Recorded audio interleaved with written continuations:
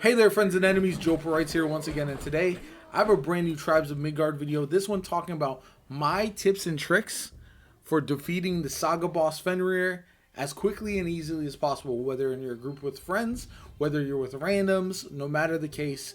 These are some things that I want you guys to keep in mind that have helped me not only clear it myself, but clear it with friends. First things first, make sure you're moving in a group.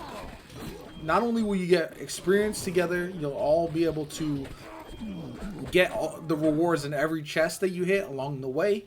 You will also keep each other from dying, so that way you're not losing out on a ton of souls that honestly are very, very necessary early on in the game. You can see these bosses, these yellow bar enemies here, are much easier to take down in a group. It will drop different loot for all of us, so that is absolutely huge. I would 100% recommend sticking in a group early on in the game, at least for the first day or two. Once you're kind of all set up, you have your equipment ready, you've got your class picked out, all that kind of good stuff. It is huge, and far too many people just decide to go their own way. They end up dying, losing souls very early on, and it's a pretty large problem if you ask me.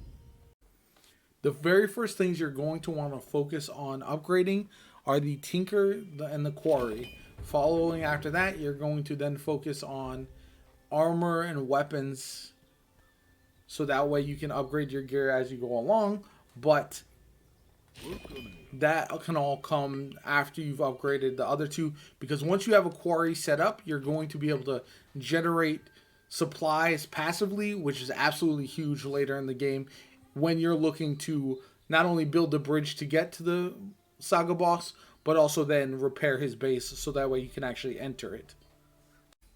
Make sure you pick a class right away.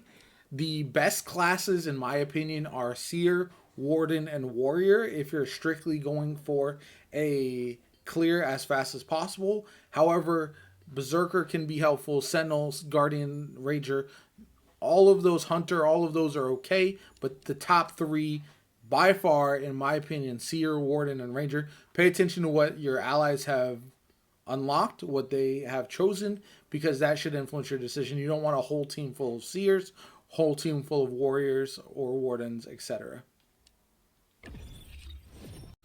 You also want to play your role and pay attention to which items you can upgrade as you go, because if you have a fire strength class ability, you're going to want to focus on fire weapons. If you pick the electric one, so on and so forth. In my opinion, the electric weapons are the weakest, and they should be strictly used if a player is going to spec into healing and try to support. Seers are good for that, as well as Wardens on occasion, but you're not going to be the primary DPS if that's the case. You're going to be trying to heal, revive, etc. for your team. Make sure you drop all unwanted items that you don't need at all into the war chest. The reason being, you can actually craft items using anything that is available in the war chest. So not only will you get use out of it, but if you don't need it, your allies will be able to use them as well. That is absolutely clutch. Another good idea, grab the quests early on that you might need. If you look at them, some of them actually supply you with weapons. Grab one of those. You don't need to complete it right away, but once you have it, you'll be able to complete it whenever you uncover the rest of the map, and you just might stumble across it earlier than you might expect and get a huge upgrade for a weapon or potion that you might need in the future. Now, a couple things you want to find fairly early on are, one, the Jotun, and also the bridge to the Saga boss's lair. This is going to help you out tremendously, because then you don't have to go hunting for it later on. The other thing to remember is that you need to do not only quests for the quest fragments, you're also going to have to do hideouts at some point, as well as these events. So if you see a special event on the map like this, you're going to want to do it as quickly as possible so it doesn't go away. But also, don't forget that even if one of your allies does it, you can still go get the rewards and the fragments. So that is huge, because they're going to drop on the ground, And if you don't go grab them, your team might be short of event fragments once it comes time for the boss. You see it dropped on the ground there. That will drop for the entire team, but won't stay there forever. So you're going to want to pick that up and make sure that you have those in your inventory once you get to the boss. When it's a blood moon, you're going to want to make sure that you're back at your base, because unfortunately what's going to happen is your team's going to get overrun really quickly if you're not careful. Now, if it's not a blood moon, you can pay attention to how many others are by the tree in order to help out, because unfortunately what you'll see is that oftentimes players just won't come back at all for the nighttime, the health things, and that leaves you guys wide open. And unfortunately, I've had it so my tree gets destroyed even on one of the earlier days because other players are simply not paying attention.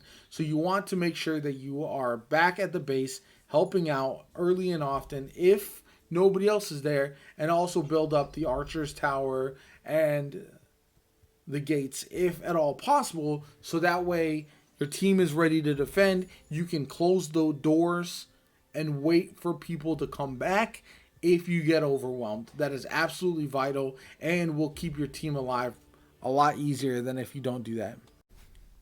Now, don't forget, the giants will always travel along the path, so they should be fairly easy to find, even if you don't know exactly where they are early on.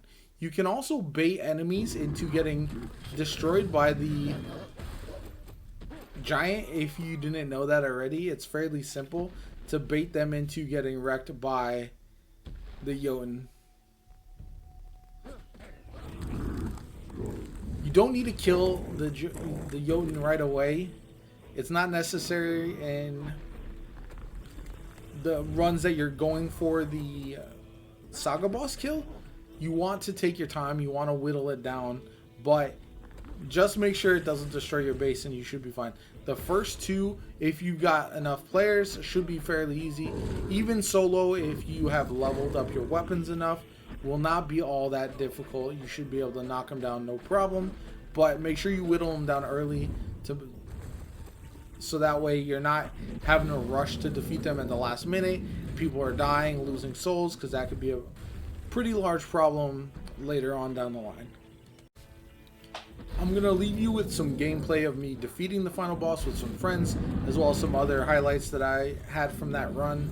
And it just kind of highlights, this was their first time defeating it, so I wanted to highlight exactly what we did in order to get those easy clears, and that's the bottom line. Anyway, if you enjoyed the video, make sure you hit that like button. Make sure you're also subscribed to the channel. Helps me out tremendously, shows that you want to see more Tribes of Midgard content from me. We are on the road to 1,000 subs, so if you could hit that sub button, I would greatly appreciate it. We are going to hit that goal sooner than later. I just know it, and I couldn't be more thankful to each and every one of you who does subscribe. Anyway, enjoy the rest of the video, and have a great one.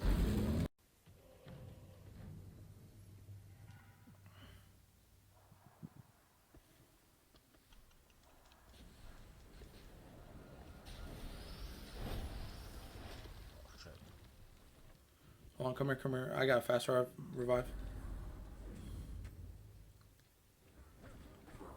Oh yeah, we'll definitely beat this guy.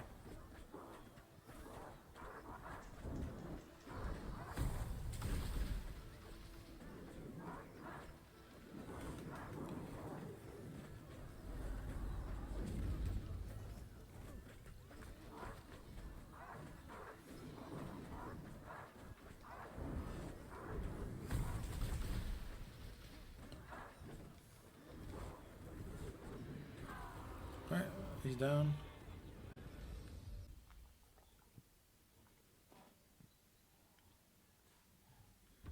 Alright, make sure you try to close all the gates after us if we can. Let's see.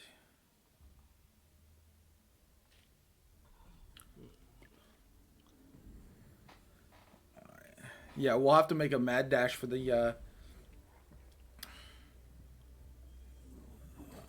whatchamacallit if we beat him. Bifrost? Yeah. Bifrost, yeah. 10,000 to go. All right, we got this. We got this. We got this.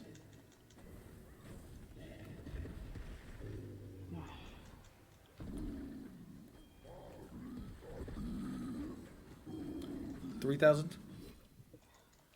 Come on, come on, come on! I can't get out of his thing. Oh, ooh! All right, we got it. We got it. We got it. I'll just stay there. I'll take Yeah. it. Yeah. Got it. Let's go. Now